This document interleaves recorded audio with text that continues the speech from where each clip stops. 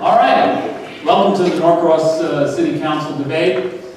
This debate, as a number of those in the past, has been loosely sponsored by the Norcross Progressive Development Committee, known as the PDC, which is sometimes referred to as people drinking coffee, or my preferred version, public display of community, which is what I think we're displaying here this evening. My name is Jim Fox, and as one of the hosts of the weekly PDC meetings, Wednesday mornings at 8:15 and 45 South. Please join us if you can. I have been asked to organize and moderate this debate. In the spirit of transparency, you should know that while I spend and have spent a lot of time in Norcross, I have owned and operated a number of businesses in the city. I volunteer many hours to support the events, schools, and charities in the city.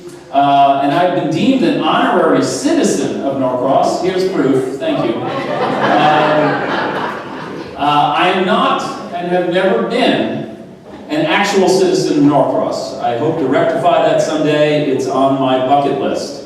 I would like to take this opportunity to thank Kate Kitchens, Andy Champon, he's there in the back, great, and everyone in the city who helped to organize and present this important event. Thanks also go out to the team from Action Creative Group, I think they're in the back there, for taking care of the video recording and posting of this debate. Keep that in mind. This is all being recorded. Let's see, I'd also like to thank Deb Harris, who has taken on the tedious but oh so important job of timekeeping this evening. She's being assisted by Tanya. She and I hope to have you out of here in less than 2 hours. As always, I appreciate the support of the Norcross Police Department and their calming presence, at least for me, at this evening's event. And of course, I would like to thank the 4 gentlemen who stepped forward to run for these 2 open city council positions. It's a fine group. Each one of them has been very good at responding to my emails. I'm looking forward to an evening of thought-provoking insights and good sportsmanship. I will introduce them to you in a few moments. As I mentioned, tonight's debate is being video recorded. Will be posted on the city's website for you and others to watch at your leisure. Look for information on that in upcoming city emails and communications. But first, I would like to go over some of the ground rules for tonight's debate. For your information, the bulk of tonight's format was crafted from information gathered from the Commission on Presidential Debates, the League of Women Voters, and the nonprofit Voter Education Network. I reached out to all the candidates and asked them what 3 topics they would like covered this evening. There was some overlap, of course. I crafted a number of questions around these topics. They did not send me questions. They said, I would like to address this topic. This means that each candidate will have a chance to address their primary areas of interest, as well as their opponents, of course. These questions have only been shared with one person, not a resident of the city, and only for the purpose of proofreading and light editing. In addition, I received a number of questions submitted by residents. Many of their questions from them will be interspersed throughout the evening. Most of them have been edited for clarity, objectivity, and brevity. And if you want to hear more about that later, I'll tell you about it. I have not shared those questions with the candidates, although there is a chance that the resident who sent it in may have shared that question with them or others. I believe that I have more than enough questions to fill the time that we have this evening. Each candidate will have 3 minutes for an opening statement. The position of the candidates on the stage and the sequence of opening and closing statements was determined by a series of coin tosses last week. Questions will be asked in a revolving format that will give each candidate as equal as possible an opportunity to go first, second, third, and fourth. The candidates will have 90 seconds to answer each question. If a candidate mentions another candidate by name, or even close enough so that I know who they're talking about, that other candidate will have 60 seconds to respond. Once we've completed the questions, each candidate will have 2 minutes for a closing statement. The delightful Miss Harris will hold up a sign when the candidate has 20 seconds to complete the statement or answer. A bell will ring when the time is up. Can we have the bell rung? That's it. Perfect. It's working. It's analog, so internet goes down, that bell will still work. Bell will rung when the time is up. The candidate may complete his current sentence, but will not be permitted to start another sentence once the bell is rung. And no run-on sentences based on my determination may be cut short. Crosstalk or talking when another candidate has the floor is not permitted. A candidate may request the floor from the moderator, me, but the moderator, me again, is not obliged to grant it. And now for the ground rules for the audience. Please keep in mind that this is not a rally for voters who have already made up their minds, but a nonpartisan meeting for those who have not.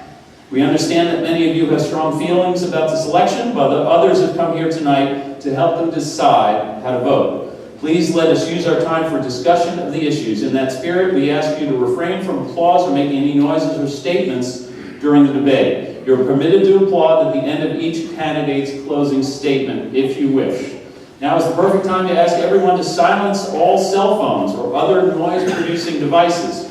If something in your possession makes a sound that interferes with others being able to hear this debate, even for a very short time, you will be asked to leave this room. So I repeat, this is the time to silence all cell phones and other noise-producing devices. Good. Also, nothing of a partisan nature, including but not limited to buttons, hats, or signage, is permitted here this evening. I'm not seeing anything along those lines. If you are displaying anything along those lines, please remove it or hide it.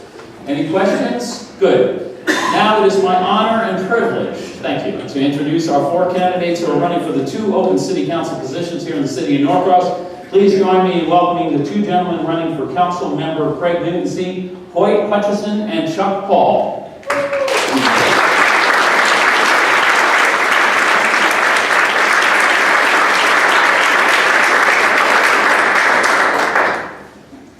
And now please join me in welcoming the 2 gentlemen running for Councilman Pierre Levy's seat, Thad Thompson and Dan Watch.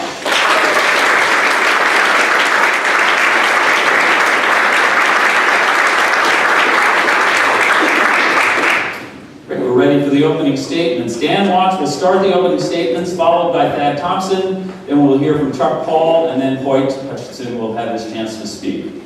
Dan? Okay. First of all, I want to thank everyone for being here this evening. It's wonderful to see you folks. The first thing I want to emphasize is that my wife and I, we love living in Norcross. It's great to be here. It's what I call a hallmark town. It's wonderful. And I'm going to start my encore career. And what that means is I've been working for Perkins & Will for the last 25 years, and I've been flying 250,000 miles all around the world on very complex projects. So I know how to deal with a large constituency of people that have different values and different perspectives, from working at the university for the administration, the faculty, the students, and so forth, to government agencies, to people in other countries. I think that will also help me with the extreme growth in diversity here in Norcross. Before about 2010, about 6% of the population was Hispanic. Now it's 44%. That's significant. It's very important that we address all people in the community of all ages. Okay? And as starting the encore career, I'm inspired by my father-in-law, who worked 25 years in city council in Nashville and as also an artist. And he was voted Tennessean of the Year for his contributions, and his encore career was done extremely well, and that's what he's remembered for. So my challenge is to have a better encore career than career. And my career was pretty good. I received fellowship at the American Institute of Architects, where 1% of the architects achieve that level of recognition. So again, in 9/11, I want to emphasize to you, I was at the CDC. And since then, I've been designing biocontainment laboratories, very complex labs that are built in the world. Holly's over here from the CDC, she knows what that is. And so I have taken on very tough, very large projects with Homeland Security, CDC, and others around the world. And I want to share my knowledge, my expertise, my passion, and I really am looking forward to working here with all of you in Norcross. So I thank you for that. Thank you. Next, Thad Thompson. Thanks, Dan. Is this mic on? All right. First time in a political debate, so hang with me here tonight. I want to say thank you first and foremost for allowing me this opportunity. I was preparing for the debate last night, and I was praying, and I was studying, and I was thinking a lot about what the questions would be. Who would be there? I was thinking a lot about Norcross, and it kind of just dawned on me all of a sudden. It kind of hit me like the train that goes by my house 24 times a day. I said, this is the place where my family has lived for almost 200 years. This is the place where I've been raised. This is the place where I married my wife. This is the place where my wife and I walked up to a man cutting his grass and said, "Hey, could we live here? Could we buy your house?" And he said yes. And we now live in that house. This is the place that I'll someday raise my children. This is the place where diversity has become more than just a word, but a way of life and an exciting way to live my life. This is a place to imagine. And it just hit me. And I thought the reason why I'm on stage tonight is because I want that to be true for generations to come. I want to engage our communities and schools. I want to make sure that everybody, no matter where they live or who they are or what age they are, has a voice. And most of all, I want to unify this city to keep making this a place to imagine for generations to come. So I thank you for allowing me that opportunity. I thank you to my opponent and his deep wisdom, because together we are Norcross, and I'm really excited to be here with you tonight. Thank you. Next, Chuck Paul. Good evening, everybody. Thanks for coming out and sharing in the election process here at Norcross. I did want to give a shout out to Craig Newton, who's our incoming mayor, which is going to be pretty awesome. Most of you know me from the Norcross PDC or just hanging around town, but I think a lot of people probably don't know my background. They may know that I own a mystery shopping company, but they don't know much more about it than that. They probably don't even know where my office is, so I thought I'd give you a little bit of that bio. I'm kind of I'm a Heinz 57. I was born in Pittsburgh. I went to high school in Daytona Beach, Florida. I went to college in Dallas, Texas at Southern Methodist University. And I spent 16 years working for a company called Steak and Ale, for those of you who are old enough to remember it when it was good. Quite honestly, in the last 10 or 15 years, it wasn't very good. But I supervised a number of restaurants in a number of different cities. I supervised 20 plus managers and hundreds of employees in those locations over the last 8 years of my career with Steak and Ale. I moved to unincorporated Norcross in 1989. Which is now Peachtree Corners. And in 1994, I started a company and named it, aptly, A Closer Look, where we measure brands. A lot of hotels, a lot of restaurants. But we started out at my kitchen table, no computers, no internet, no fax machines, although we did buy one, no employees, and I invited a gentleman that I got to work with in the financial sales business to see if he wanted to partner with me in the venture. And he agreed, and 23 years later, we're still business partners, and we gathered a third business partner along the way. Our office is on 460 South Peachtree, which is just down the street. It's 8/10 of a mile from my house. We employ 15 people at the office. 150 people telecommute to our business, and we have about 325,000 mystery shoppers in North America. Last month, and actually for the last several months, we have created over 10,000 shops across the country and Canada each month. So it's been quite a ride. And I've enjoyed every minute of it. I moved to downtown Norcross because I love it. After Peachtree Corners, Norcross was getting to be a pretty cool place to go. So I moved here, and I'm really excited to have this opportunity as I semi-retire. Wow. Timing. Boyd Hutchinson, your opening statement. Good evening. I would like to thank everyone for coming out tonight, and I would like to thank Jim for hosting this and the city of Norcross, putting all the effort, excuse me, and setting everything up. I'm a Georgia native with family roots dating back to 1700s. Grew up in a little town called Mapleton, Georgia. I'm a graduate of Ward Military College. I served 7 years in the United States Marine Corps, honorably discharged as Staff Sergeant. I spent 35 years in the food industry working senior management positions with companies like Farmland Foods, Mickleberry Foods. The last 10 years I've been a realtor for Atlanta Communities. I've been a lifelong resident of Norcross now, going on 7 years. This is a I plan for this to be my final resting place. This is my home. Small town feel nestled in the Atlanta metropolitan areas. Beautiful home, great parks, and a vibrant business district is a gem, something that we need to treasure and protect. And then I felt like that I had to step up and give back to such a wonderful town. And once again, thank you to the mayor and the city council for all their hard work. Thank you to the DDA meeting and members for their tirelessly efforts and the planning and zoning board and all the other boards for your commitments to making this city such a great place. Thank you. Thank you. Great. We'll move on to the questions. Thank to all the gentlemen.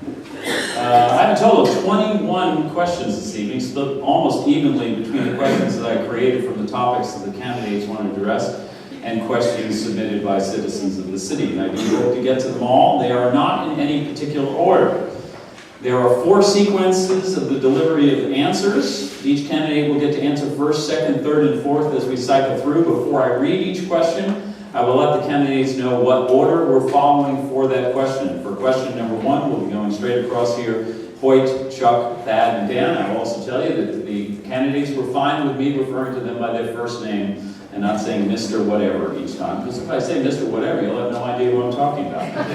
Thank you. The quality of the community schools affect its abilities to attract new residents and businesses. How do you see the city helping its schools to be the best that they can be? Hoyt? Number one, we need, I know we have a high transit rate of students that come that start the school year and never finish. I think it's like 96% of the students start the school year and don't finish. And it's not hard to educate a child when they don't finish the school. So we need to work on educating the parents, helping the parents to teach them how important the school is, and stay here until the kids get out of school. That's the biggest thing. Right. Thank you. Chuck?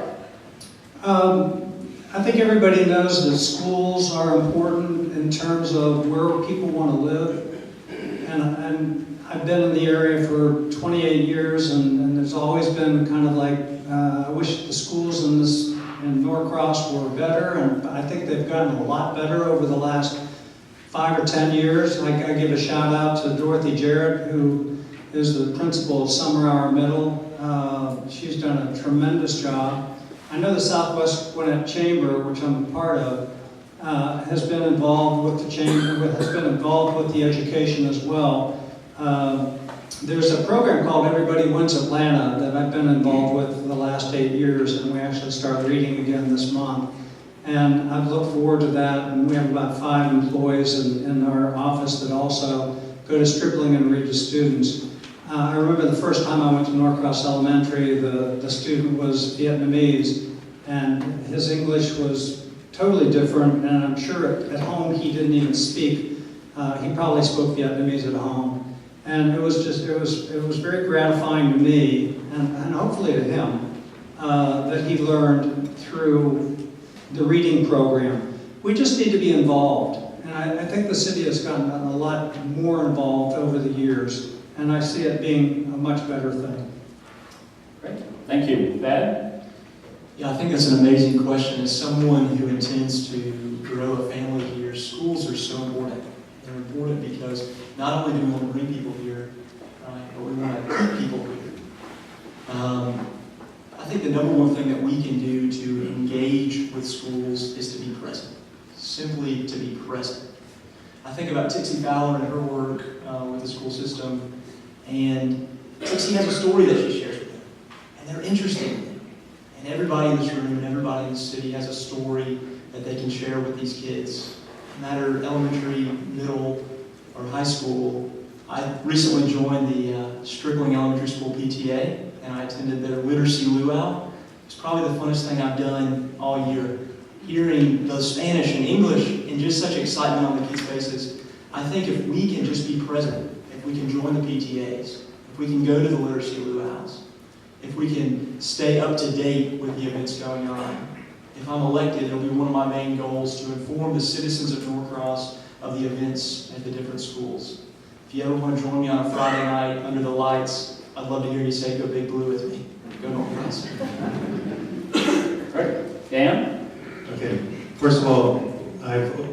over 30 leaders in the community, and that means I spend at least 30 minutes to an hour with each one to get their opinion on what they're doing now, where they see themselves going, and these are all the different organization groups, as well as the existing mayor and the incumbent mayor, the city council, and so forth. And first of all, I want to share what they're saying as far as what's happening in the schools today.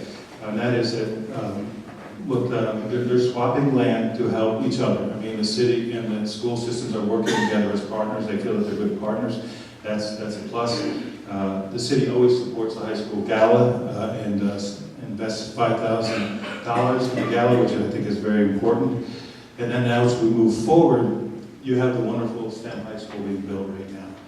My wife and I intend to be on the board there. Lucy's going to go there to school. She'll be in the freshman class. We're really excited about that. We are absolutely going to get involved in that school. And this is not the first time we've gotten involved in a school that started the first year. We started the New Life Academy down there on Peachtree Industrial. The charter was for the students, African American primarily students, to learn Mandarin. Right? So we focused with them for several years. And obviously our two youngest children are from China. Most of you know that. And they're great kids. We're very fortunate. And so we are going to contribute in many ways. And we'll figure that out a lot on the way, but we will spend a lot of the time. But we know right now we're going to be heavily involved in the school system. Okay, thank you. Second question, reverse the order. Dan, Thad, Chuck, and Hoyt, in the order in which this one will be answered. Cities sometimes borrow money to pay for larger, longer-term projects. What in the city, if anything, do you think deserves to be addressed through long-term borrowing? Dan? Okay, well, first of all, I think the investment that the city has just decided this past Monday is a very smart investment around the Lillian Webb Park. I think that will help bring millennials here. It'll help with families that are empty nesters, a nice cross-section of people that need rental units to live here. All right, so that's been important. I think people were listening, they heard it, and they're providing the best value. The library is also an investment. I don't know if people realize that. We have to pay for the parking and parts of that library. It's not all funded by the county. So those are very smart investments. As we move forward, it depends on what helps with the tax base and what type of industry we want. But what I've been proposing and talking to people about, I want to create a three-dimensional master plan of this city, from Beaver Ruin down to Jimmy Carter, along Buford Highway, and then from Jimmy Carter down to 85. That seems the biggest opportunity for improvement in the area and helping with our tax base. And that should be all involved with the community. The last couple of days I've been involved in conversations with Georgia Tech for a studio, and we're going to make that happen. I remember Pierre always saying it took him time to ramp up. I have no intention of ramping up. I intend to jump right in. I have projects right now that I've been sharing with Chris Mulder as far as getting some retail and restaurants here, as well as working with the students to have them come out so they can benefit, they can learn, and they can hear from all of you, and you can work with them and get a nice diversity of thoughts and input. Thad. So as some of you all know, I'm a business owner. I'm a financial advisor. And so return on investment is a big deal with me. I think that the dollars that we put into work in the city, I hope that they have an amazing return, and I wouldn't vote on anything if it didn't. But as I look around the city, I think that answer could change through time. But for today, if I was to invest long-term dollars into a project, it would be to increase walkability on both sides of Buford Highway. I think that if we can increase walkability, if we can make pedestrian safety a #1 priority, it's going to make it easier on all parties. And studies would show that it would increase revenue for local businesses. And I want to thank Jo Lynn Barrow for her work with pedestrian safety, Andrew Hickson. But in my mind, we've got a lot of folks in town, right? Almost 16,000 folks. If we can make it easier to walk and easier to get downtown, I think it would be a great investment. Great, thank you. Chuck? I think anytime we make an investment that's long-term and makes sense, money-wise and otherwise, time-wise, I think the time is now for what we're doing, particularly with the Lillian Webb Park proposal. I think if we wait much longer, we're going to miss the economic cycle. We're going to be on the downside of, if you look at the competition that we have in our surrounding cities, in Duluth and Chamblee and Doraville and Peachtree Corners, we need to be on the front side of this instead of the back side.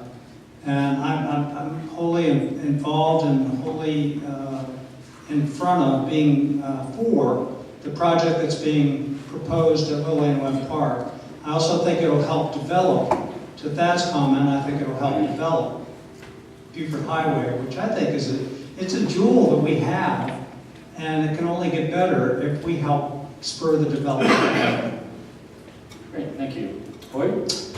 I disagree. I don't think the city should be going into debt for close to $20 million on two bond issues. It's going to cost us, one bond issue is going to cost us $2,600,000 to $750,000 in interest. The other bond issue is over a 25-year period for the apartment complex. And it's a 20-year bond to build these, and it's an inducement for the developer to come in. I'm all for development of the Little Webb Park, but apartments are not the answer. And I feel like that we should have shopped it longer and put something else there besides apartments. And we're going to have 195 apartments in our historical district. This is going to open the doors for additional developments for other apartments. I mean, I can see the developers coming out right now and saying, hey, you allowed this guy to do it. You can let him build a $40 million apartment. You're giving him $7.8 million over a 20-year bond issue. And can any of you guys in here name a luxury apartment? I've lived here my whole life. I know where apartments were built from one end to this other end of the city that are called luxury apartments, but no longer luxury apartments, not fit for human inhabitants. Thank you. Thank you. Third question, the sequence is Thad, Dan, Hoyt, and then Chuck. In what ways do you see our city capitalizing on the asset of its diverse population, and what areas do you see room for improvement? Thad. That's a great question. You know, I think Norcross has become more and more diverse through the years. There's always been diversity here. I recently had the opportunity to walk through some campaigning to the Hopewell community. I met Mr. Marvin, who works for the city, and it was amazing hearing some of his stories of diversity, different stories, but within a mile of where I grew up. I think we have one of the richest Latino populations in the nation here. I recently spent some time at Norcross High School with Daliana Massins, who's the head English as a second language teacher for the high school, and she shared with me some really exciting things about her students that hope to get involved in Norcross politics, that hope to get involved with the decision making of the city, because it really is their city. I think that both from a diversity of businesses and ideas, we can take those things and make Norcross a city that really represents the world, which would make it attractive for families to move here and for them to stay here. Thank you. Dan.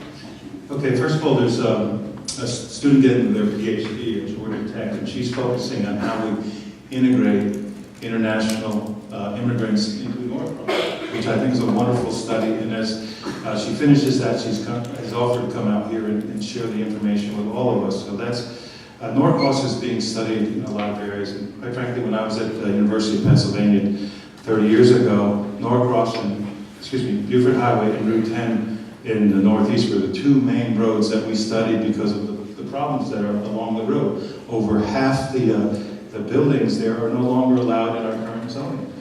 So that's something that we need to address, and so that gives us the opportunity then. So first of all, to how we can use diversity to the advantage is to focus on our children.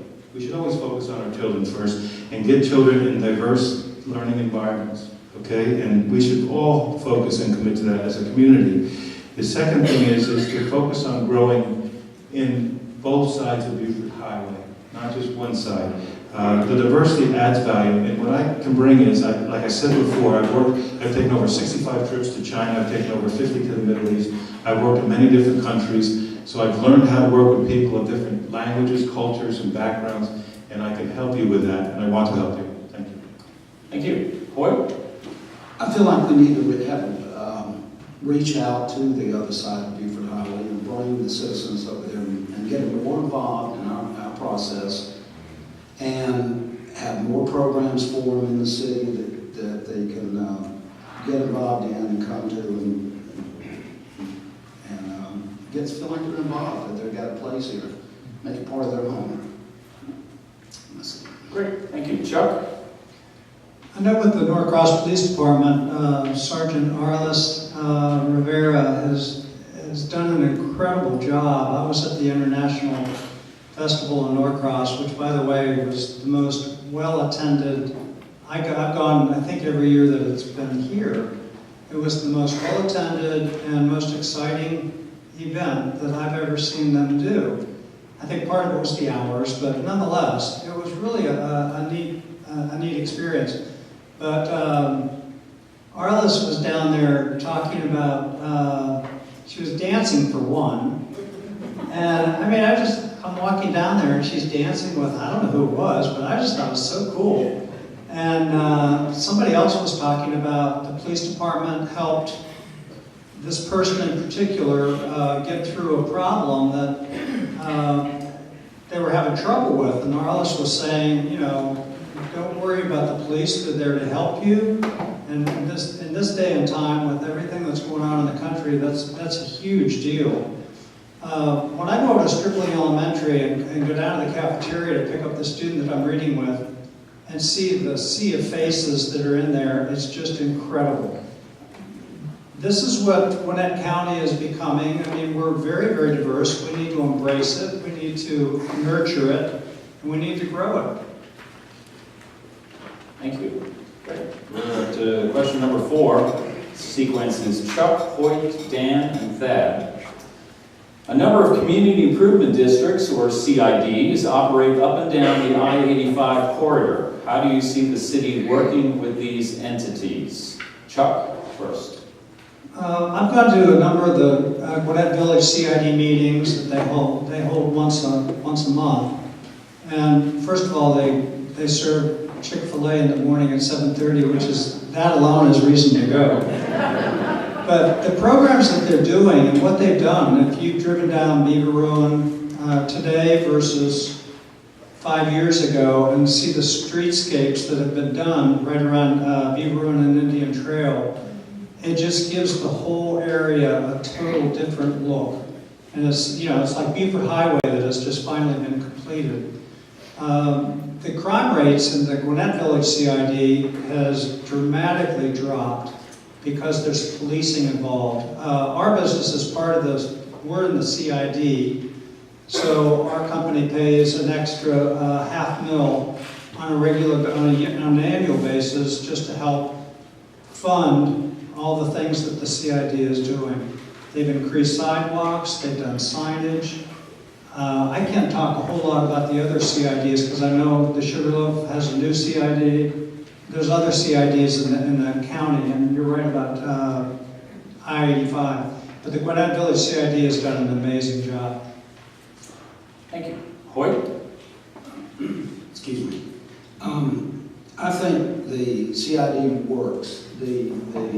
That whole area, all the way to Highway 29, looks 100% different than when I first moved here. We had new infrastructure, new sidewalks. If you ride through the subdivisions, they're a lot cleaner. They're keeping the code enforcement is keeping the homes looking better and nice. And I see new businesses coming in. Like that little shopping center at the corner of Beaver Ruin and Indian Trail, that is completely been remodeled. And I'm for it. I think it's a good asset to the community. Right. Dan? The CIDs are obviously very important, and it's important to work with Gwinnett County. Norcross has the opportunity to take advantage of and work with, to be partners with the other cities and the other areas. And the prime focus would be on transportation. All right, the bike paths, the pedestrian paths that were mentioned earlier, the parks that are being created, they need to go beyond Norcross. They need to go up to Duluth, ideally down into the city. I would love to be able to ride my bike down to the city and to work. We don't have that opportunity right now.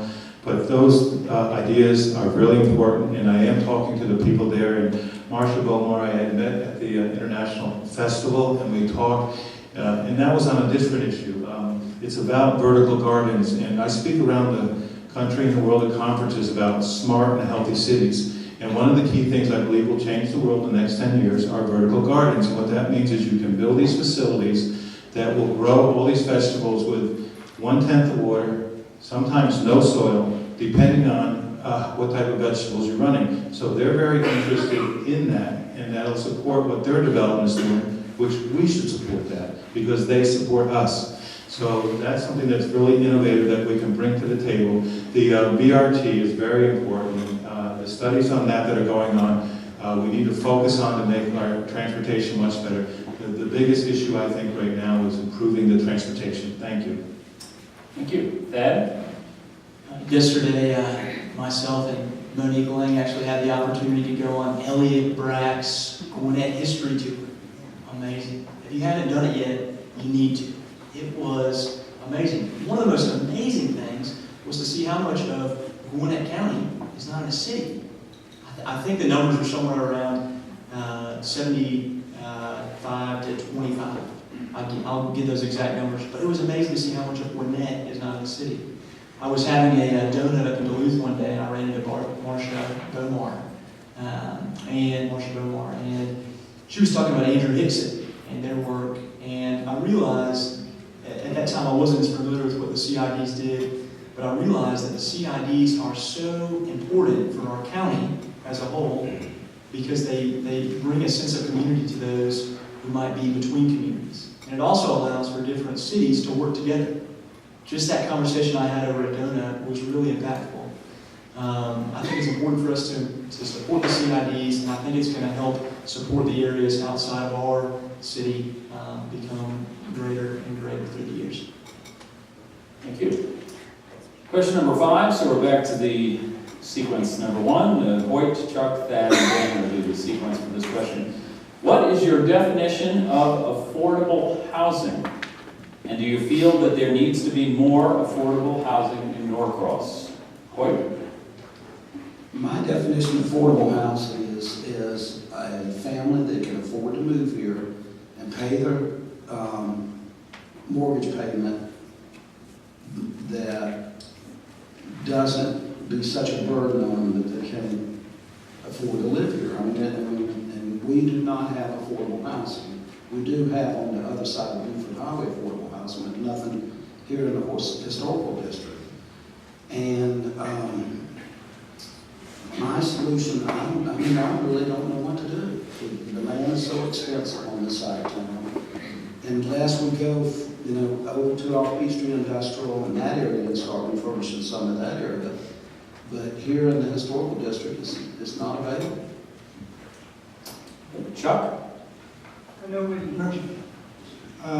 Buford Highway, to me, I think a lot of people have always said there's like two worlds. There's the historic district, and then there's the other side of Buford Highway, which are demographically and economically very different. It's true, we don't have enough options on the historic side to even have affordable low-rent housing or affordable housing. I know we have a committee in the city of Norcross that works on that, and I think it can be improved as to what it is right now. And I think with the development of Buford Highway, there can be some more affordable housing in the area that will be very accessible to both sides of Norcross. Thank you. Thad?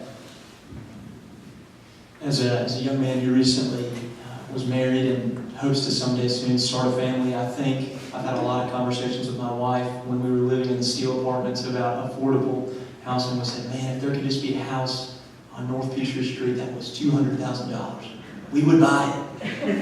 We actually had to find somebody cutting their grass to let us buy his house. And hopefully it wasn't the heat. Hopefully it was just his good heart. But I think affordable housing in the city of Norcross is important, right? It's what allows us to have such rich diversity.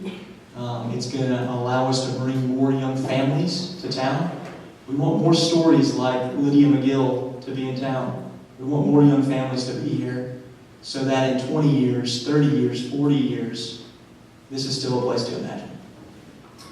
Okay. Dan?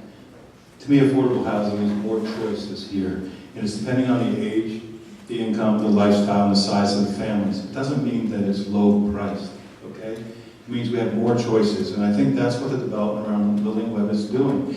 I worked with the people there on the market studies, and what they're trying to get is a really strong cross-section of people in where they don't have choices in other areas in Norcross. So the millennials is a key focus that want to rent. Okay, then there's the Generation X's and Generation Y's, where they're married couples that are professionals, okay, that also would rather rent. And there's studies done today that show that in one's life, it's debatable whether you're financially better off renting or buying. So a lot more want the flexibility of renting so they can move around in their lives. And then there's the empty nesters. When I talk to a lot of people out there, the empty nesters spoke up the most that they don't have choice of high quality rental units. And so this development will provide some of that. And there's a huge market beyond that, beyond what is being proposed here in Building Web, which I think is very good, so that there hopefully will be more growth in these areas. The other thing is, I think you're going to see by 2050, there's projections that the world, 70% of the world will live in urban environments. This is going to flip from 70-30 to 30-70, where the vast majority of people will be here in the close centers of the city. And that's important to understand when we're master planning and making these decisions. Don't solely make them on today, but make them on tomorrow. Thank you. Question number 6, the sequence is reverse Dan, Thad, Chuck, and then Hoyt. Norcross's slogan is a place to imagine. What do you imagine for Norcross? And if you would like, please offer an alternative slogan or two for the city. Dan, you're first. I honestly think the slogan is great. I really wouldn't change it. I think it's great. Ever since I first saw it the first day, and I don't know how many years ago that was, but I really appreciate it. I know the people who developed it, and I thank them. The things that we can do, all right, but we can get stronger restaurants and more retail, more restaurants and more retail. The restaurants that are here are great, all right, and the retail, but we need more. I hear and I talk to people, they'd like to see more downtown.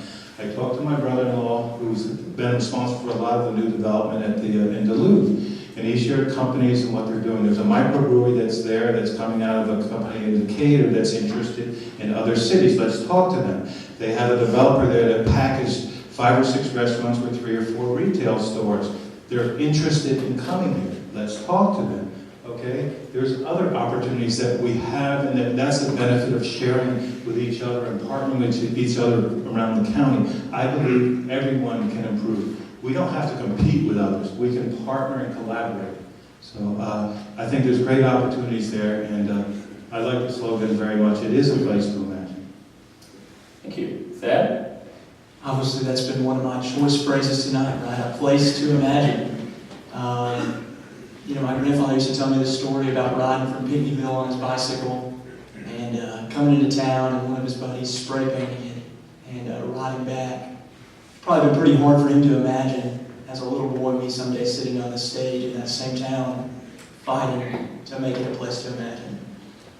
But I think it's perfect. I think it's a statement that allows folks to know this is a city where opportunity is endless and where they can truly have an impact. If I did change it, maybe I would make it hop on the train or something like that. But I love a place to imagine. That's why I'm here right now. Great, thanks. Chuck? I imagine a place where we have more choices of places to live, more walkability within the city, more parking available, more places that you can go without getting in a car, more street traffic in downtown Norcross, because we need more street traffic, and in order to do that, we need to have closer proximity to get to it, and less cars on top of it. I think we need to move Norcross forward. Thank you. I imagine Norcross 20, 30, 40 years is still this quaint little historical town with the shopping. I'd like to see better sidewalks and infrastructures that we can get out and walk and do something about the traffic in this town. Sometimes I feel like we're just part of the cut through people going home. It's we've got 16,000 cars across Open Ridge Road every day. And find a solution for that, and work from Jimmy Carter to Beaver Run And even if we had to start behind those buildings and refurbishing that whole section, that's our gateway to our city, is the corridor right down Beaufort Highway.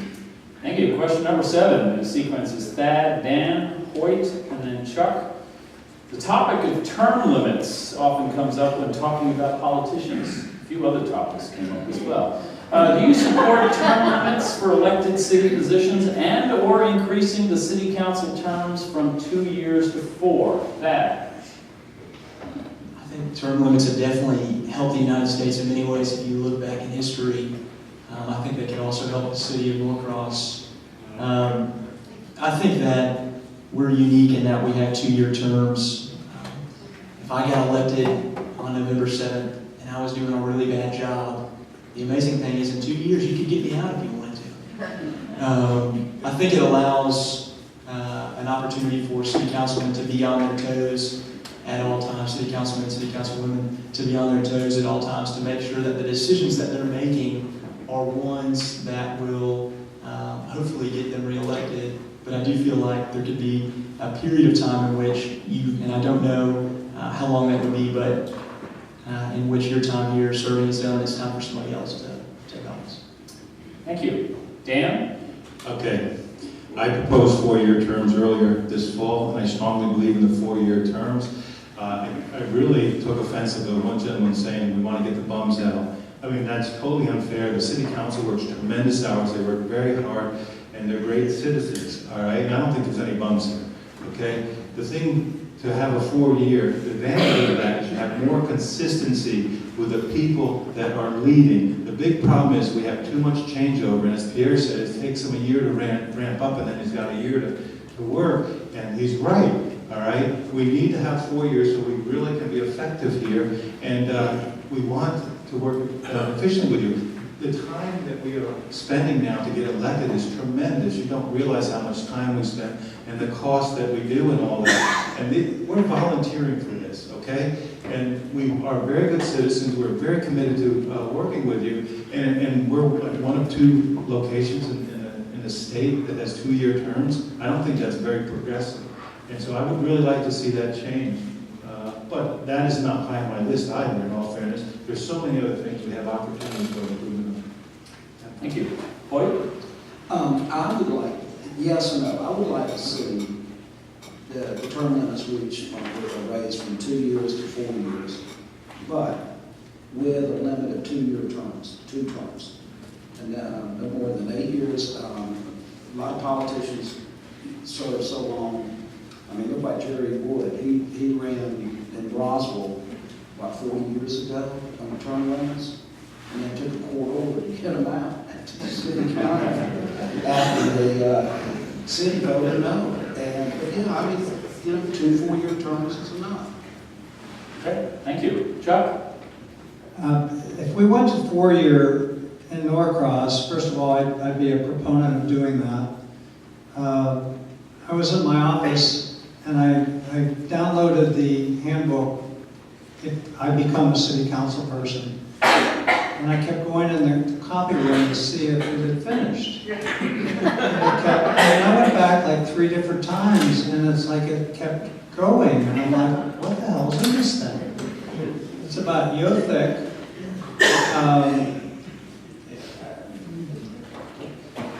Georgia's law, if you're a new city in the state of Georgia, you have to have 4-year terms. I mean, there's, are we missing something here? Is it just because we've done it for 100 years that it should be 2 years? And I don't believe in throwing the bums out either. I think it's too much work to get to, we know these people. It's like, I know most of you in this room. You may or may not vote for me, but you're in the room and we know each other. If you feel like you're voting for somebody you can trust, or at least will find out the answer, you're going to vote for that person. I think the continuity, to Dan's comment, is incredibly important. We have too many things that are in the mix. This library has been going on for years, and Lillian Park has been going on a long time. And now we're going to have a new mayor and 2 new council people. Thank you. I will state that I believe Charlie Green figured out that the number of hours and what he was making, he was getting paid 9 cents an hour. The city council member. I think he rounded down. All right, question number 8. The sequence is Chuck, Hoyt, Dan, and Thad. We hear a lot about long-term sustainability of our communities. Please tell us what the term long-term sustainability means to you relative to Norcross. The order is Chuck, Hoyt, Dan, Thad. So Chuck goes first. Where's Connie Wigan? Where's Connie Weathers? I call Connie the Queen of Green. Sustainability. You go to the Norcross Discovery Garden and you see what's being done over there. The people that don't have maybe, and look at the apartments that may be built or should be built at the bottom of Lillywhite Park. These people, some of these people are going to want to have a garden of some sort. They're going to want to grow something, and this is a place to put things together. It's like in New York City. What do? They don't have any space. We're in a fairly compact area. I think that thing is incredibly important and has a lot of. I think we can do a lot with it as well. Rainwater and saving the rainwater. Making things more walkable, getting out of your cars. There again, with more density, we'll have more people that will walk around the city as opposed to driving through it or driving to it. That to me is sustainability. Okay, thanks. Hoyt? My idea of long-term sustainability is maintaining what we have that is so precious to us all. It's this great little town, the great little businesses, the restaurants, walkability, where we can get out and maintain the sidewalks and long-term, figure out how we're going to control this traffic coming through this town. And smart building. Once again, 195 apartments is not the answer to help with traffic in this town. We're going to add 400 more cars on the roads every day. Can you cut that down, please? I'm hearing myself vibrating. And protect and treasure this little gem we have in the city. Thank you. Dan? First of all, I want to reinforce the point that we want to maintain our historic buildings and our historic character of Norcross. That's a jewel, our center. We need to maintain that and reinforce that. That's a key part of sustainability. The other key part is educating our children. All right, we need to explain to them through classes and go and visit with them on what's important and how we can do that, how they can contribute, how they can help their parents to understand this. I've talked to Rudolph and others about, and Mary Beth about creating a green fund, which I learned this working on academic campuses where you take a certain amount of money, you invest it and reduce the energy cost to a building, then you take that money saved there and invest it in another building, and you just keep on rolling the money into more buildings so that you don't have to pay up front much for it, all right, but then you're recouping and you're reinforcing it all the way down the line, so it's paying for itself, it's the bottom line, through the green fund. The other thing is what we need to do is get ready for new technology. It's all happening very quickly. The smartphone is 10 years old. The apps are less than 10 years old. You're going to see LED lights throughout all these streets. You're going to see ways that we can monitor our water through sensors. There's going to be sensors everywhere. And these companies are going to come in and they're going to offer to install them.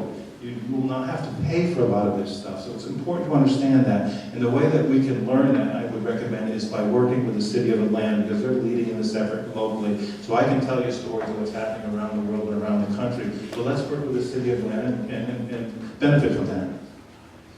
Ed? The word sustainability, I think in Norcross, I think it has a lot of places.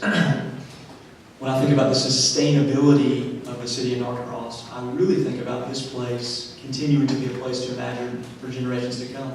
And I think it starts with us creating an environment here where families don't only want to come, right? Folks that move here don't just want to come, they want to stay for generations and generations and generations. And I think it's important simultaneously as we continue projects, new projects arise, for us to maintain, number one, our historic presence and our historic foundation in this town, but also our trees. I think our trees are our greatest asset. one of our greatest assets. I recently interviewed a University of Georgia senior. She's making an app for the city of Norcross. And she said, it's great. The app actually takes you on a tree tour. And it's great. You don't even have to have an iPhone. You just have to have something with internet. So I thought, great, a tree tour of Norcross. And so I think this needs to be a community where not only people can move, but they can stay. And I think from an environmental standpoint, we have to be thoughtful with our design and keep our trees standing. Thank you. Question number 9. Number 9. People stands. This is the sequence here is Hoyt, Chuck, Thad, and Dan.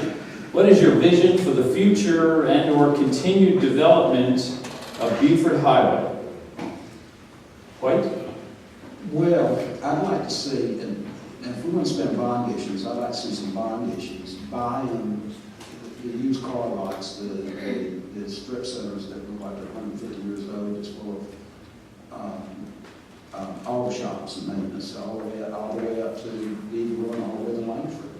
And better sidewalks. I know we did a good job, it looks good, but if any of y'all guys been down through Shanley, all the way down to Beaufort Highway, all the way to Lennox Road, that they have really done wonders now through there. They've got islands in there with these fancy street lights, sidewalks, and with it is coming new businesses.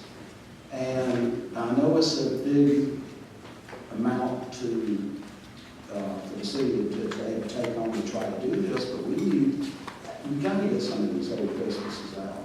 I know there's one of these car lots, I'm a realtor, and I just found it pulled up, it's for sale for $350,000 right there in Beaufort Highway. We need to buy it, we need to clean it up, tear it down.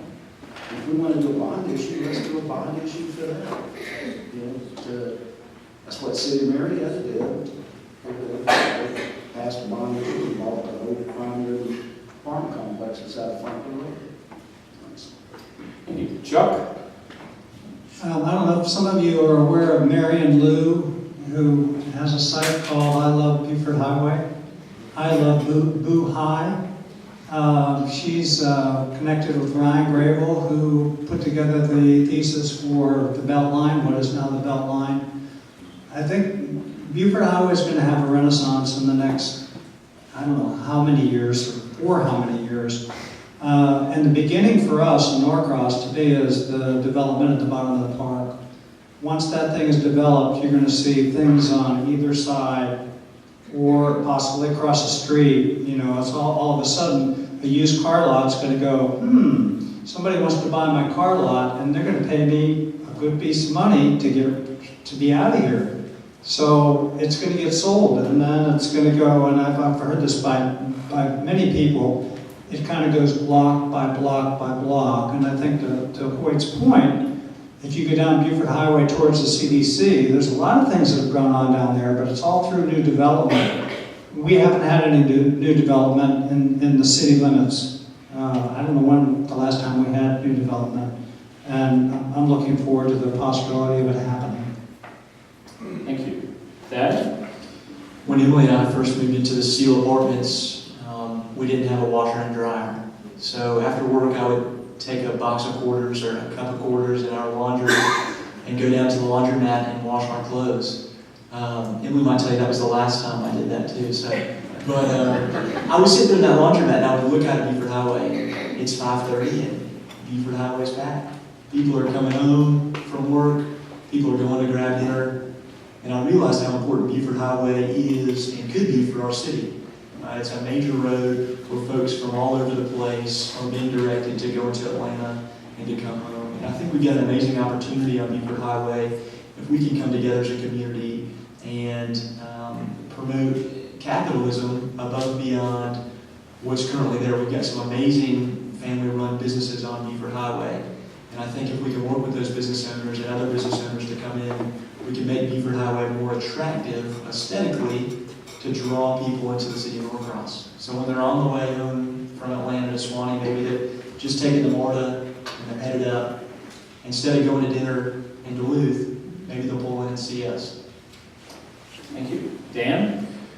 I agree with what all three are saying here, and I want to add to that. As I said earlier, I want to propose and I'm working on a studio with the Georgia Tech students where we're going to develop a three-dimensional master plan going along entire Buford Highway with community involvement, and it'll be a long-term process. We can test different ideas, test different solutions, and we can keep it up to date every month, every year through time. It'll be an active, proactive tool that we all can access and use, and we should use the best technology, and we should collaborate with students. But I would also have a Buford Highway is it needs to go down from Jimmy Carter to 85, not just simply Buford Highway. We have a wonderful opportunity here with the movie industry, okay? And we need to clean up Buford Highway, that's for sure, but we also need to take care of Jimmy Carter. They're not exclusive. That's why the RAIAD was developed. It was to take care of those two areas, okay? And I shared with Chris Motor the idea of let's create an app, you know, to celebrate the movies that have been created here. It'll be out here soon, is what I understand, which then has evolved into the Trees app, the historic buildings, and the arts, which is going to be quite nice. But if we can start cleaning this up, then we're going to have investments from outside Georgia coming here, primarily from Los Angeles, okay, to support the movie industry. My daughter's in the movie industry, so I really want to support this. I'd love to see her come home. Thank you. Thank you. Question number 10. The sequence is Dan, Thad, Chuck, and Hoyt.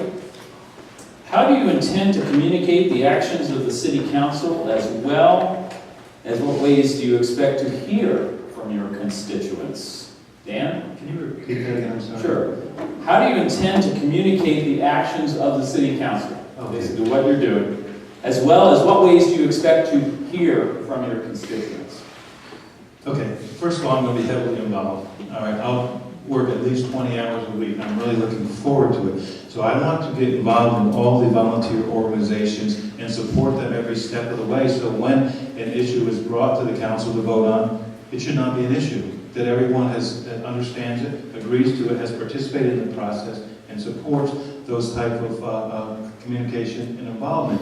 It all should be proactive and collaborative.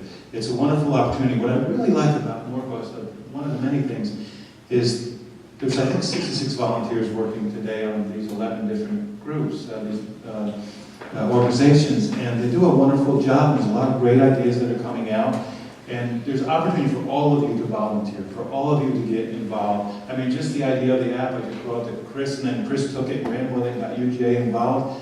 Any of us can do that at any time. We don't have to be on a board. We don't have to be on the council.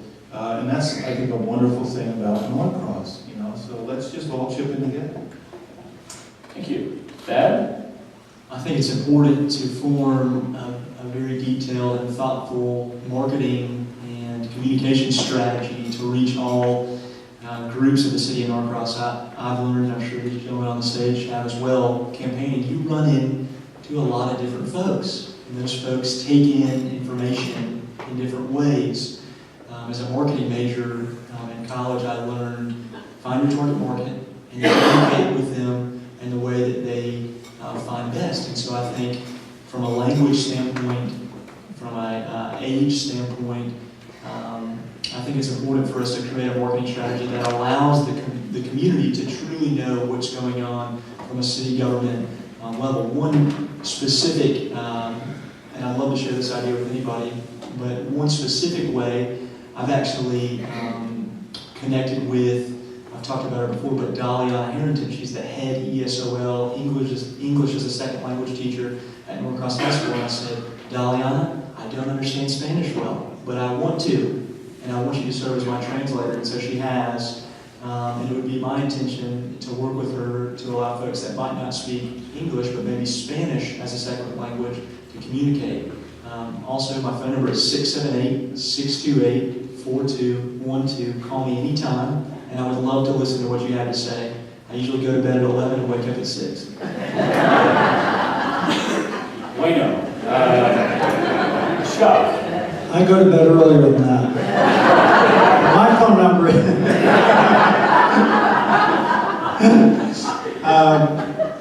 I'm around Norcross all the time. I'm at the coffee shop multiple times a week.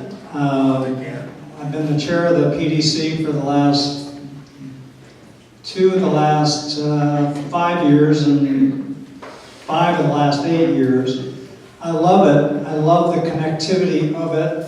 I love that we have a place to go and just talk about things that are going on. We have speakers on a weekly basis, or almost every week. Sometimes we do a What's Up Wednesday.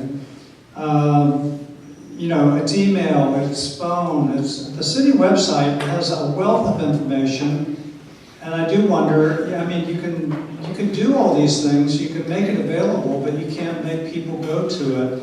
And unfortunately, it tends to be when things are going wrong that people are like, well, what happened here? Why is this going on? The information or the meetings have probably been had, but you don't know about it because until it becomes a hot button issue for you, you haven't looked into it. So all I can say is I'll be available. I'll be 404-285-0921. And I'm happy to answer anything, anytime, or stop by my house, 110 North Barton Street. Thank you. Hoyt? I've been on the Planning and Zoning Board for going on 5 years until I qualified to run for City Council. My cell phone, 678 is posted on the Planning Board. I'm the only one on the board that has their cell phone. And I can't tell you how many times over the last 4 years when we've had issues that come up that's impacted the citizens so much that many phone calls. I was on vacation when the new street, putting a street in behind Dan's house for the new subdivision, I had over 50 phone calls. When are you voting on this? Well, you know when it was voted on the Planning and Zoning Board, what, 15 years ago? It was totally out of our hand. You need to call your city councilman, David McElroy, gave me your number. But you know, I'm going to be accessible. I would love to, is Pierre still in here?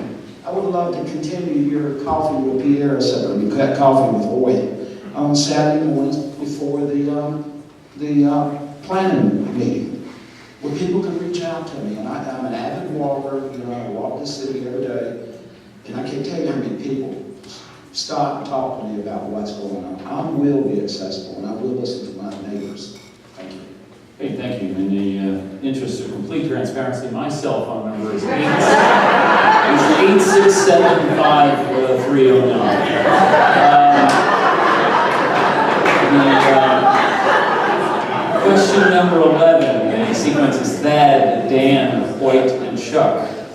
It's the longest question we have. Are there any areas where you think that the city might be able to better spend its money to provide a better return for its citizens? Is there anything that you would support raising taxes for? And do you see any scenarios where taxes could be lowered? Thad? That's a great question. You know, I was in preparation, I asked my wife to print off the budget.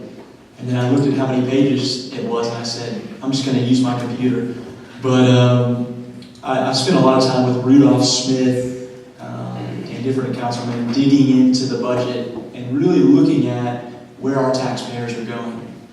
And I'd like to say that the projects that I intend for the city of Norcross are ones that keep taxes at the same level. I think we've got a lot of people in town that are either now or soon will be on fixed income. And I think to raise taxes could create a problem where we might have to have folks leave, and we don't want that. The biggest use of our tax dollars is to the police department. I recently had the amazing opportunity and blessing to spend my Saturday night riding around with Officer Massey and seeing what those men and women on our Norcross Police Department are doing to protect us and put their lives on the line every single night. I think if we could give more dollars to our city employees, specifically our police department, it would have a huge impact on decreasing crime even more. And I think they're the men and women that are making this community a place to imagine. Thank you. Dan? Another thing that's nice about Norcross is the crime is going down and the police are doing a great job. A couple things. There's no need to raise taxes, and I don't think it's beneficial to lower taxes. All right, we can use new technology to reduce our infrastructure costs, as I mentioned earlier. The lighting, the water management, the parking, all that can be done more efficiently with technology. And again, let's work with Atlanta to understand that better. Okay, so we have that wonderful opportunity. There's no need to increase the cost for that public. And I also believe, but that's saying there's no need to lower the taxes because we should take the money that we're saving with the new technology and invest in Norcross on projects that we want to do. There's a lot of projects we want to do and they're not for free, okay? So we just need to figure out how to invest that money very smartly, and I'll go back to my point earlier, to create a really strong master plan that has a great vision that we all buy into, and we can move forward with that, and I'll stop. Great. Thank you. Hoyt? Can you repeat the question and get my age? Okay, are there any areas where you think the city might be able to better spend its money to provide a better return for its citizens? Is there anything you would support raising taxes for? And do you see any scenarios where taxes could be lowered? Excuse me. I would like to, if you spend more money, I'd like to see it spent on improving public safety and the city services. Pay all our city workers, the police department, all of them, a competitive salary that competes with the other cities in this Gwinnett County. We're some of the lowest paid city workers in the county. No on your taxes. I feel like the Gwinnett County is raising our taxes for us. I've been here 6 years. My property tax has risen 22.9% over 6 years, just from Gwinnett County reassessing me every 2 years. And I'm a realtor. I have the tools in my hands. I just got tired of fighting it. Every 2 years, I had to fight it. And I haven't done anything. My neighbor's home had sold more, but it continues to rise. Indeed, in fact, with Gwinnett County raising our property taxes so much, and along with it comes an increase of taxes from Norcross. Mine went up from $550 to $800 something just this year. Lower our millage rate, roll our taxes back. Thank you. Great, thank you. And Chuck? I think our parks and green space and walkability and bike paths to Jolene, the walk with council, the walk with that Jolene does every weekend, different ways that we can spend money in terms of smart ways to put it. You know, Pinnacle Park that's being done on the other side of Beaufort Highway is a good example of doing something on the other side of Beaufort Highway that will help create walkability, some more community involvement.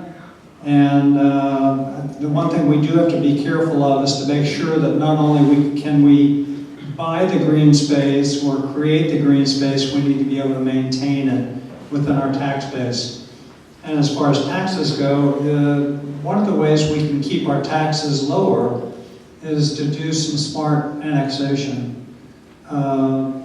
There are some places that are available that I think we could probably do some wonders with and increase our tax base and not have to raise taxes. That's my story and I'm sticking to it. Thank you. Number 12. Many cities in the state of Georgia have applied for and been designated cities of ethics, which includes creation of an ethics ordinance that is reviewed and approved by the Georgia Municipal Association. Do you feel that it is important that Norcross participate in this program? I didn't tell you the sequence. The sequence is Chuck, Hoyt, Dan, and Thad. So Chuck, you're first. Yes. Yes, okay, I'm fine with simple answers here. I don't know enough about what's involved, but when you talk about ethics, I think we should be very ethical about everything that we do in city government. Transparency. So I would say let's look into it and hook on. Great. Okay. Hoyt? Of course. Of course. And not that our city councilman and mayor are not ethical. They are, and I know that. But I'm a realtor. Every 4 years, I have to take an ethics class, 3-hour ethics class that just reminds me of things to do and not do. And I think it should be mandatory that we do have a code of ethics that our city councilman and mayor need to adhere to. Dan? Yeah, of course we should support the ethics ordinance, and I think that the people that I've talked to in the trenches are very strong with their ethics. It's very, very positive to see and to know that we can trust the people that are here working for us in Norcross. I think it's wonderful, but we need to support this effort, and we need to make sure that we never have a problem with ethics. The other thing I want to say on the taxes real quick, I forgot to mention, when you vote, you're going to also vote on a Freeport tax issue. And it's a little tricky, so I would strongly suggest you talk to Chris Motor and Tara Smith and some others and be aware of that before you go to the voting group. That's really important for us here, and it's important to understand what those options are. I'll just leave it at that. Thank you. All right, Thad? And I'm going to hit on what Dan did, but I've had a lot of conversations in my time preparing to run for city council, campaigning for city council, my time here as a citizen. I've never once questioned the integrity of the mayor or any council members, but I do think it's extremely important as we lay a strong foundation for the future that we take part in the Code of Ethics ordinance. And I think, I heard a great story one time about a man who built his house on the rock instead of sand. Worked out pretty well for him. I would also hit on the Freeport tax exemption. There's 140 cities in the state of Georgia who have 100% Freeport tax exemption right now, and you'll see a direct correlation in those cities and their financial success. It's something that's going to allow more businesses to come to the city of Norcross and make Norcross, a thriving place to bring businesses. Thanks. Thank you. We couldn't get one politician to bite on no lesser ethics. The sequence for this is Hoyt, Chuck, Thad, and Dan. Norcross faces stiff competition from neighboring cities for attracting development, businesses, and cultural opportunities. You may leave the room, Eric, although you weren't here when I announced that. You get one reason that. How would you position the city vis-a-vis other cities in the region? Allocation districts that, we're competing in Gwinnett County, got a good dose of it when what's the big company that was up on Satellite, left and went to Georgia Tech? NCR and then Avon, and everybody just, if you don't give an inducement, in fact, the city of Atlanta is facing it right now, trying to get Amazon headquarters here. They're going to spend billions of dollars on rapid transit. Hallelujah, about 40 years too late, but to induce Amazon to come here. And I don't know if that's going to work or not, but competition's stiff out there. And we're competing against all these other cities in the metropolitan area. And we need to be very competitive and think outside the box and come up with new ideas to get them here, study. I mean, what are we going to do with Rock 10, where it's called now? I'm not saying that. Question. I mean, we got to find somebody to come and find a home for that. Thank you. Thank you. Chuck? As part of my closing, actually, because competition, I think, is one of the places that we're drastically behind our sister cities here in Gwinnett. Peachtree Corners is in the process of building their downtown. It'll be open within about a year and a half. And if you look at the crossover of people that come from Peachtree Corners to Norcross and the people that possibly go from Norcross to Peachtree Corners for whatever reason, there's like a lot of in-betweens. So they get a new town center and they get more places to eat and a new movie theater and more restaurants and more housing, and all of a sudden we're going to be, it's like, well, maybe the concerts on Friday night are not packed. Maybe they're going to concerts in Peachtree Corners, or maybe they're going to Duluth because of the new brewery that's being built up there, because I know I'm going to go. There's just, I read the Atlanta Business Chronicle today that the city of Lawrenceville is proposing a 32-acre development with 350 apartments and 150 single-family homes. We have zilch. We have the proposal for Lillian Park, which is great. So that'll be the start of something good. Thank you. Next is Ed. I would Saturday morning, this past Saturday, my wife and I got in the car and we headed north on Buford Highway to the Duluth Fall Festival. Growing up in Norcross, it's been one of my favorite events to get in the car on Saturday morning and go to the parade. And, it was amazing how many different folks from Norcross that I saw at the Duluth Fall Festival. It made me realize those water towers were right. Gwinnett is great. We've got so many amazing things going on in this county. And I think that Norcross is unique, however, because we have served as the benchmark for our historic preservation charter. And I think that as we move forward, as we progress, it's important for us to design future building, future events, to continue bringing folks of all ages to the city of Norcross.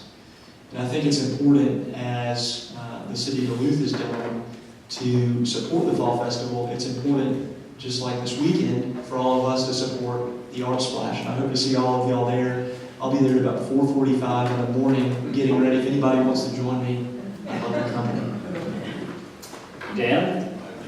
I want to reemphasize the points earlier that I think we should absolutely work with our neighbors and work with the people in the county. We can help each other, especially on the transportation issues. We're not going to solve that by ourselves. All right. I also want to talk to you about what I bring to the table representing Perkins and Will, which is significant. Perkins and Will, we're doing the study for Amazon for Atlanta. Okay. All right. So we're the ones hired to do that. We did the Atlanta Beltway, and we're still working on that. Ryan Ravel was mentioned earlier. Ryan worked for me for 10 years. Okay, about 10 years. All right. And so we want to connect that Beltway with what we're proposing out here, what John Davis and others have been working on for a long period of time, so we can help there.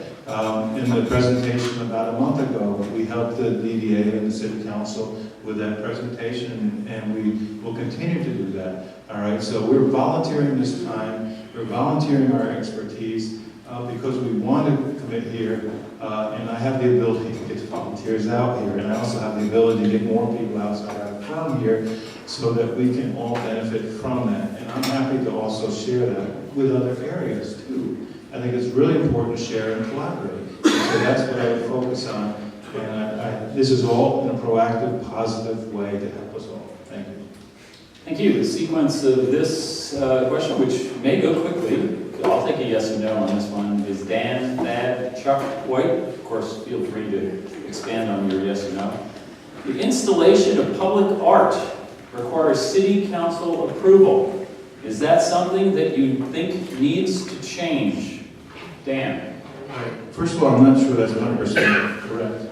Okay. My understanding is if you have a donor, and the donor's paying for it, you may not need city council approval. You guys can tell me if I'm wrong in that. I'm not sure. But I will say this, I had a really wonderful conversation with Bob Grossman, who's the head of the Arts Commission, and he's got 5 great projects that he's working on right now that I'm really looking forward to. One is the mural that's over on Mitchell Road that we put up along that one facade. The other is he's working on a sculpture to recognize the baseball team in the 1930s. And this was an idea that Skip also presented to me when I talked to him. And then there's the Mason-Dixon line. There's going to be a marker in Gratiot Park for that. That will happen soon. And then there's a fourth one that I'm forgetting about. Along Pisano's, there's going to be a nice mural that's being proposed there, which is about the history of Norcross. So you can see it along that brick facade that faces the railroad and all that. So definitely want to support the arts. And I'll check in. I'm not sure about that. I know in other cities, I talked to my brother-in-law in Duluth, the artwork that they have there now, they got donated so they could get it through efficiently. Okay. Thank you. Thad? When I was interviewing the young lady from the University of Georgia that's building the app for Norcross, it's her senior project. I meant to mention that. She's in a certificate program, and it's actually her senior project to build this app. I said, what did you love about Norcross? What would make you want to move here in May? She said, I love the art.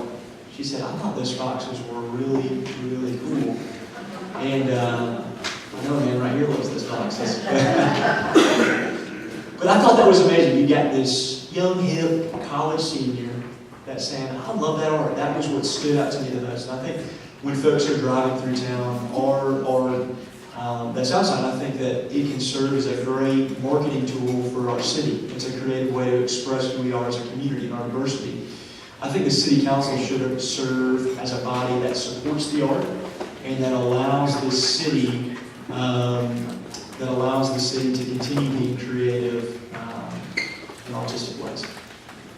Thank you. Chuck? I've read from a number of different sources that companies that move to different places, whether it be Atlanta or Norcross, one of the things that they look for now is the arts. I don't know that you would be able to say that 20 or 30 years ago, but it's becoming a big deal. If you go down Peachtree Industrial and see the new mural that's touts Chambly, that's pretty cool.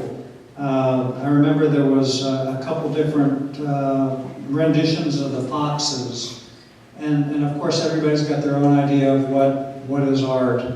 But I will say, I'd like to think that everybody in here thinks it's a pretty neat deal that we did that. And I think there's other places where we could also do that. And the idea of having it over by Paisanos is a good idea as far as I'm concerned.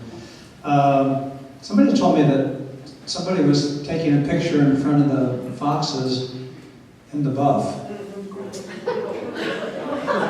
Who guessed? Look at the number of people that come to Norcross just because of the arts.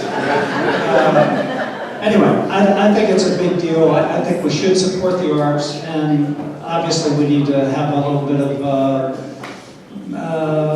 oversight as to what it is, because it's not the right thing for everybody, but I think together, collaboratively, we can figure it out. What? I think the city council has enough on their plate already, enough problems to handle. I feel like that any art decision should be made by a voluntary board art commission.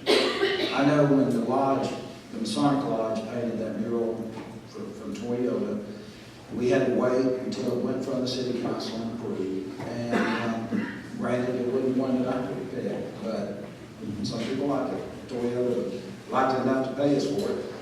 But we couldn't paint it until it started the process, until it was approved by the city council. But I'd like to see an art commission. So, have knowledgeable people make a decision on the art that wants to be painted on these buildings and wrap it up. Thank you.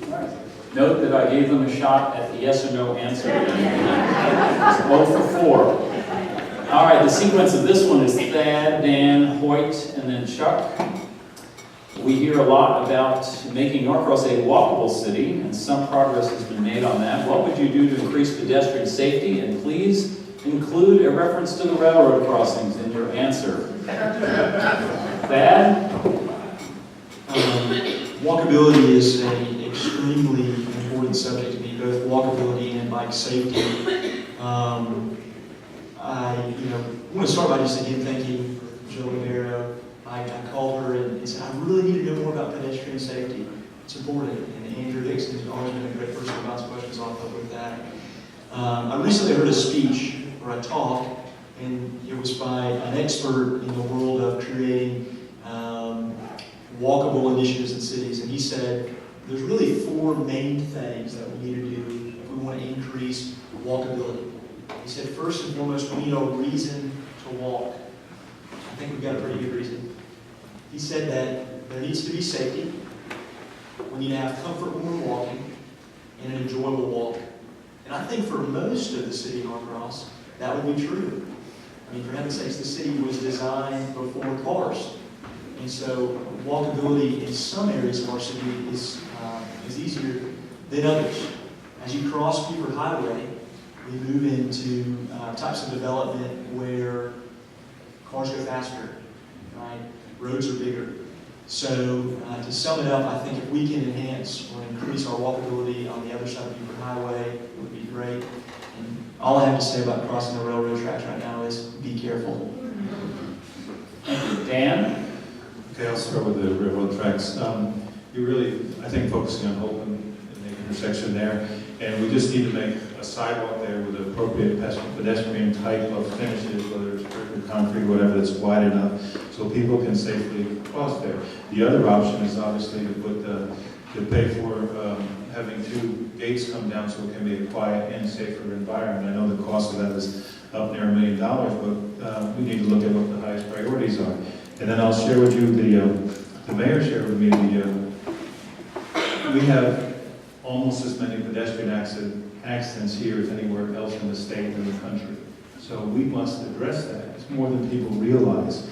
All right, and then what's been a little disappointing with the median put in along Buford Highway is there should have been very strong, clear pedestrian crossings there. They should have been brick, they should have been elevated. Look at what Georgia Tech has done. It's very clear. I had presented those photographs and ideas to folks to try, and I'm sure it was with funding and with a bigger picture with the Georgia Department of Transportation and all that, but we need to look at those things. It's very, very important. It must be a priority. All right, the other thing is when you do really good walkable communities, the value of your property, the value of the businesses will improve about 30%. The data does show that. So we want to be doing these things, and we want to extend beyond Norcross, and we also want to make sure it works for bikes as well as pedestrians. I think that's just as critical. Thank you. Hoyt? The first thing I would do is enforce the traffic laws in our city. I live on Cochran, I'm one of the Cochranites, and I walk every day, and I come up by One Heart Baptist Church, and they got the flashing traffic sign. Sometimes I've seen it as high as 70 miles an hour. The speed limit's 30. And I don't know, and every now and then I get a crazy and post it on Nextdoor and Norcross, and people say, well, we don't want to end up like Duluth and get a reputation as a speed trap. Well, you know what? So what? When y'all guys get out there and you ride the streets, you do the speed limit. People that are commuting and cutting through my town need to abide by the laws. And second, I'd like to replace and repair the sidewalks that get the most traffic. I mean, some of these sides, North Peachtree to downtown, walk like this, walk like that, it's cracked, stubble. And I know, because I see people walk down North Peachtree, go down Sunset, come up Valley, come up Cochran, and go by my house. So I know they're walking that path. That's a, 2-mile limit. How about pedestrian bridges across Buford Highway? Buford Highway has the highest fatalities of any state highway in the country. They're getting killed just left and right. Build some bridges, protect these people, invite them to our town. Maybe they don't come over here because they're taking their lives in their hand. Thank you. Thank you. Chuck? Railroad crossings. It has been talked about for years. You know, silent crossings exist. And I remember before I actually moved to downtown Norcross, we talked about it in the PDC. And I was curious. I thought, well, how many people in the room, and there again, it was just the audience that happened to be there that day, how many people agree with having a silent crossing or looking into it or not? And I was amazed that it was about a 50-50 split. And there were a lot of people like, I like the noise. I like hearing those whistles.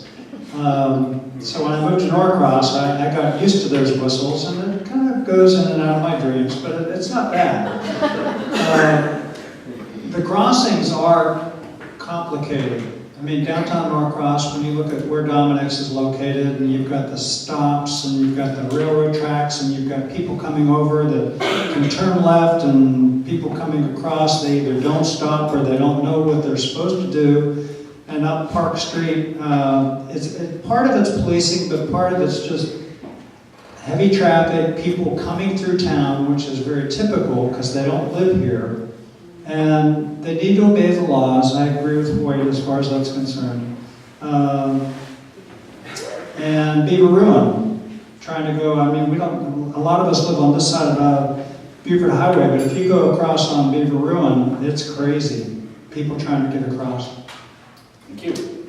This is our penultimate question for those English majors in the audience. There's been a focus on, the sequence is Chuck, Hoyt, Dan, and Thad.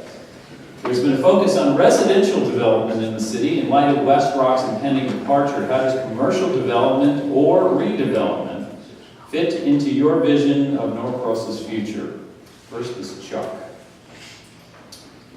I think when West Rock, or Rock 10 at the time, had talked about moving a few years ago, I think everybody in town was like, oh my God, you know, Norcross is going to dry up and wither.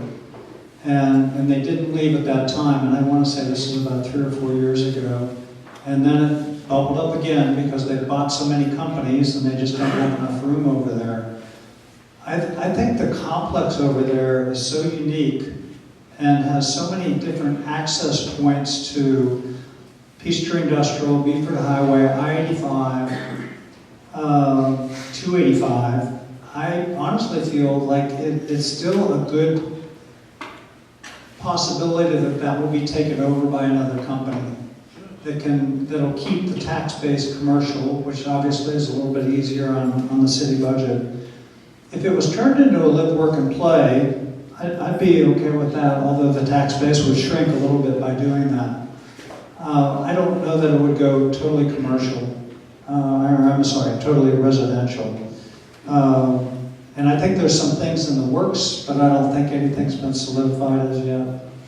I'm hoping another company comes in here that has a whole lot of employees that want to come downtown to Norcross and spend money and eat in restaurants. Thank you. Hoyt. I agree with Chuck. I would love to see a business come back in there and occupy that space and pay tax dollars, pay property tax dollars, bring employees to eat in our restaurants downtown and support our city. But if it doesn't happen, I envision a mixed-use loft, condominiums, and selling it as single-family homes in there, single-family lofts, condominiums, and maybe some new restaurants, maybe some quaint little shops in there. But I sure don't want to see it sit empty, and I don't see that happening. I think that property's too valuable. Thank you. Thank you. Dan? Okay, I think first we need to take a look at the Freeport tax again. I mean, we need to be in an even playing field with everybody else in the county, so you need to look at that and what that means, but really we should support that as a community. Okay, so the businesses will come here. My understanding is a lot of people won't even look at us, they'll look at other people automatically for other areas because of that tax situation. All right, then you need to ask yourself, why did West Rock leave? Okay, all right, I was there with Chris Mulder 5, 6 weeks ago on Friday. Pierre joined in the afternoon. They left because there was no millennial housing, and they left because they didn't have mass transit here. You know, that's where they're going. They're going out to 400, and they expect a lot of their people to what we call reverse commute, live in the city of Atlanta, enjoy all the benefits of Atlanta, then take the train out. And that's what's happening in a lot of places around the country. So we need to understand that, and we need to address it. So we need to work with that on the mass transit. We need to look at different housing. I think we are starting in that space. We need to also look at opportunities in the short term for what I'll call we space. And the phrase I heard this morning, which I really liked, was mom entrepreneurs, which means that we provide space for moms and their children so the mother can work and also have the child being taken care of, but they have the flexibility like we would have in a we space type of environment or a workplace live environment. So we should look for those type of opportunities and be very forward thinking. Thank you. Thad? I think the first thing that we need to think about in this conversation again is the Freeport tax exemption. My plan, the question was, what out of the commercial or residential side, what does that involve in your plan? And I think it's extremely important for us to bring businesses to Norcross. Businesses bring people to live here, people to eat at our restaurants.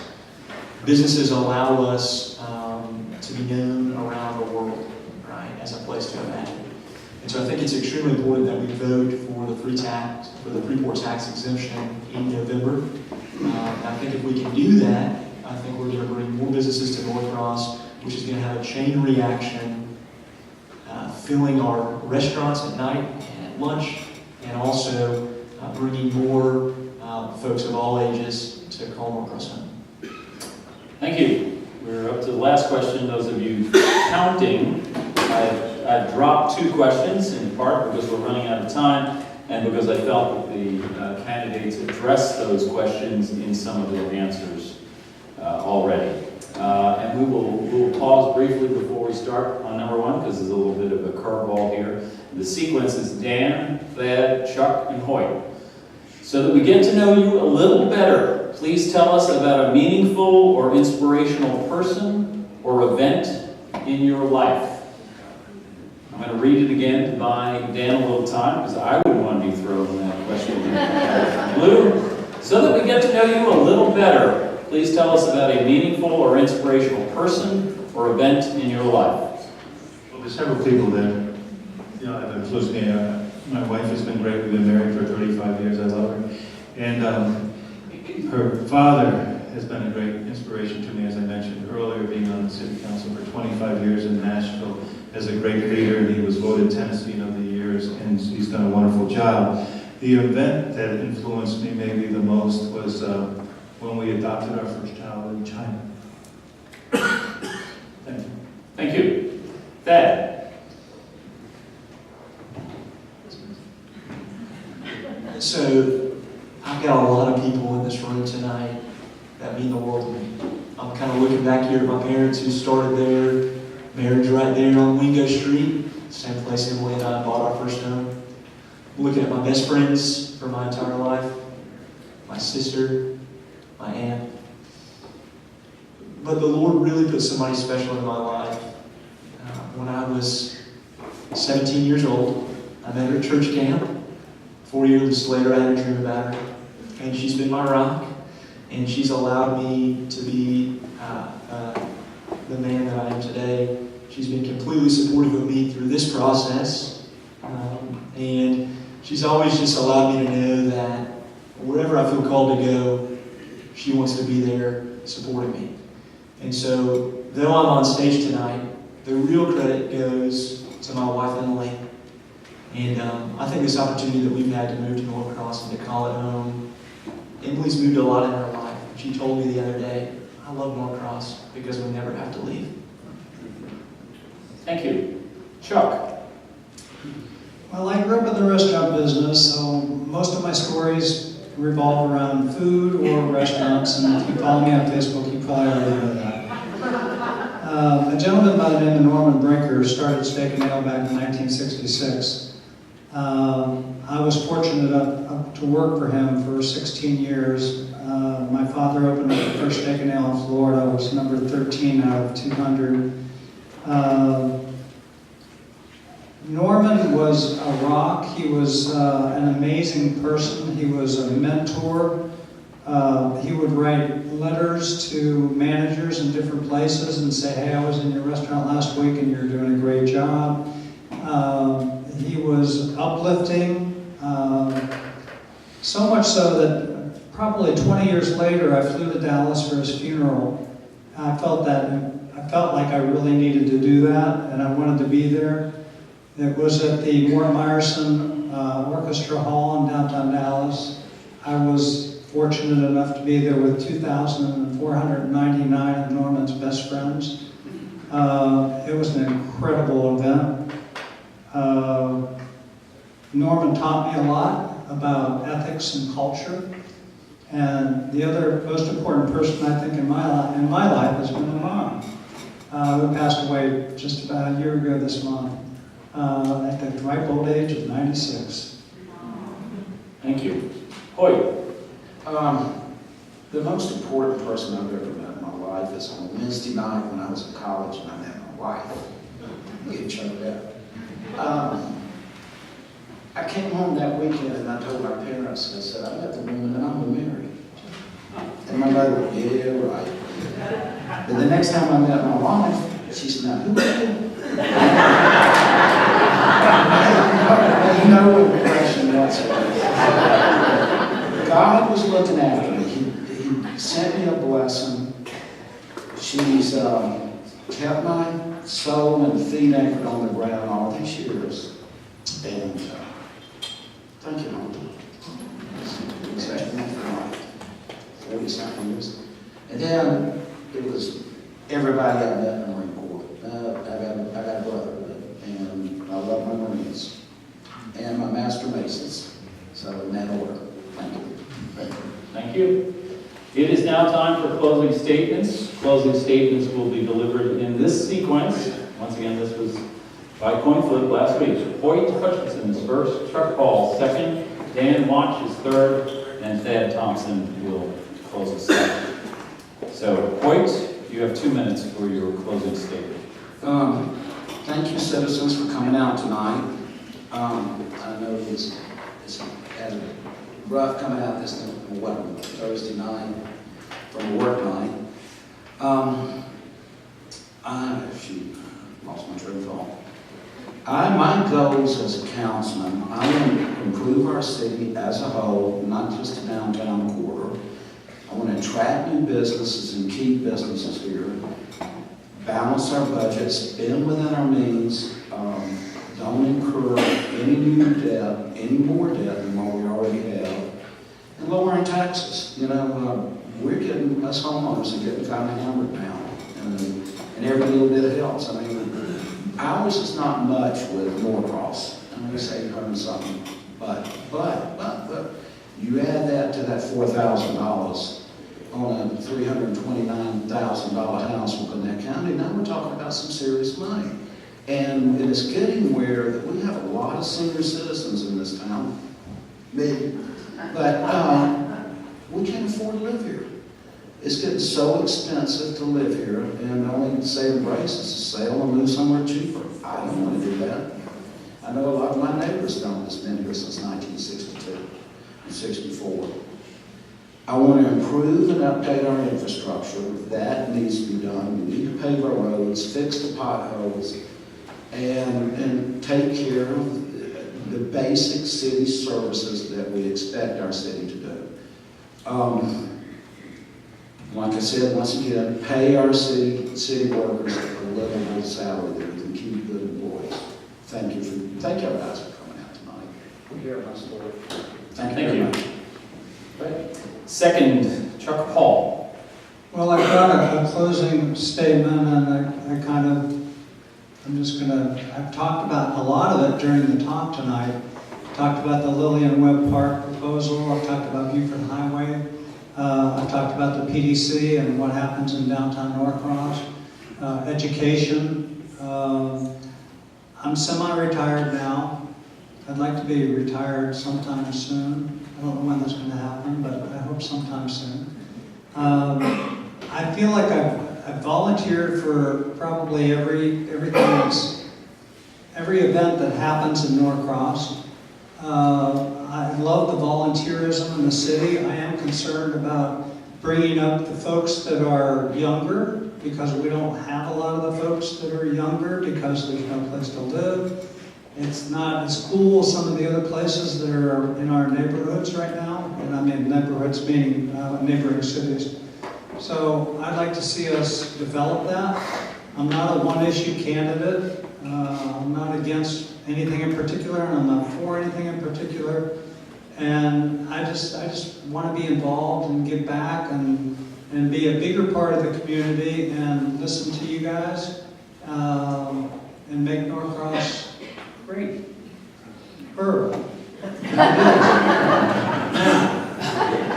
Thank you so much. Thanks, Jim, for doing such a great job.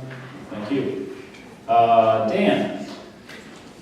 I'm ready to start my encore career. I'm really excited about it. I want to work here with you and I want to work for you. I am not a politician. I'm a public servant, and I'll always be that.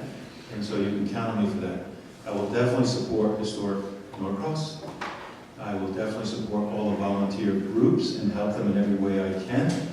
All right, I will bring new ideas, new technology here. That's one big difference that I can really help you all with. And with that, I will support new businesses, restaurants and retail. We're already starting that process. I intend to jump right in. I'm not going to ramp up, as I said earlier. I'm working on all these ideas and real solutions now. Okay, and some of them I'd like to add to the list are, let's consider wireless service in the public areas to support the millennials and other people. Okay, I had mentioned earlier, let's keep the taxes about where they are, but invest them smarter.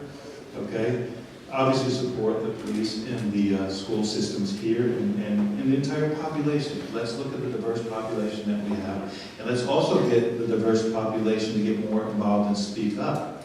All right, that's extremely important. I've been over on the other side of Beaufort Highway talking to a lot of people, and they just need to get involved, and they can't expect us to give them everything. It doesn't work that way. All right, support the millennials. We had a lot of ideas about that. The microbrewery, we should be able to easily do that, in my opinion. Support the pedestrian and bike paths. The one thing for me personally that might be self-serving is I would like a bike path because it's easier for me to exercise with a bike path with my knee replacement. So I would really appreciate that. And definitely I will focus on the long-term development of Beaufort Highway from 85 down to Jimmy Carter and create a master plan that you all can have input on all the time, so it's not something that goes on the shelf. All right, it goes in construction. Thank you very much, and thank you, Jim, for you. Thank you. Thad Thompson. I'd like to also start by just saying thank you to the gentlemen on stage tonight. It's been great learning from you, hearing your ideas. It's great to look out and see excitement in the audience. That's really what we're here for. We're here to come together, no matter where you live, no matter what language you speak, no matter what you believe, and make this a place to imagine for generations to come. When I was 3 years old, I ran away to Thrasher Park. I ran across North Peachtree Street to Thrasher Park. You should have seen my mother. Of course, I can't remember it, but my dad tells me stories. I have been running to get to the center of this city my entire life. Norcross is not just today for me, it was yesterday, and it will be tomorrow. And I'm really excited to someday come to a place like this and see your children and your grandchildren and your great-grandchildren fighting every day to make this a place to imagine. I need your vote, and I need your support, but most of all, I need your prayers. So as we leave tonight, I ask you, reach out to your neighbor, no matter who they are or what they believe, and just know that together we can make this a place to imagine. God bless you, and God bless Norcross. Okay, once again,